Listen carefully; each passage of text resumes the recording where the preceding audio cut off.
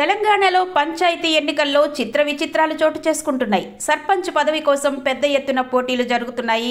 నల్గొండ జిల్లా స్థానిక మండలంలోని బంగారిగడ్డ గ్రామ పంచాయతీకి 11 మంది అభ్యర్థులు 16 సెట్ల నామినేషన్ దాఖలు చేశారు. కానీ గ్రామస్తులందరూ ఓ నిర్ణయానికి వచ్చి సర్పంచ్ పదవిని వేలం వేశారు.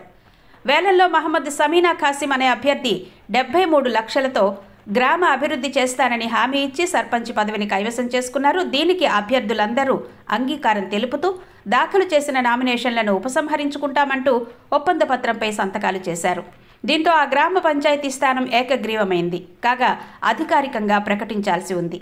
నల్గొండ జిల్లా తిప్పర్తి మండలం ఎల్లమ్మగూడ గ్రామంలో ఏకగ్రీవానికి నిరాకరించి నామినేషన్ వేసిన సర్పంచ్ అభ్యర్థి భర్తను కిడ్నాప్ చేసి అతనిపై అమానుషంగా ప్రవర్తించిన ఘటన చోటు చేసుకుంది. ఎల్లమ్మగూడ గ్రామ పంచాయతీ జనరల్ మహిళకు రిజర్వ్ అయింది. కాంగ్రెస్ మద్దతుతో ఓట్కూరి సందీప్ రెడ్డి భార్య వాణి నామినేషన్ వేశారు. వారు ఏకగ్రీవానికి ప్రయత్నించినప్పటికీ బీఆర్ఎస్ అభ్యర్థి మామిడి నాగలక్ష్మి నామినేషన్ వేసేందుకు సిద్ధపడ్డారు. దాంతో ఆమె భర్తను కిడ్నాప్ చేశారు.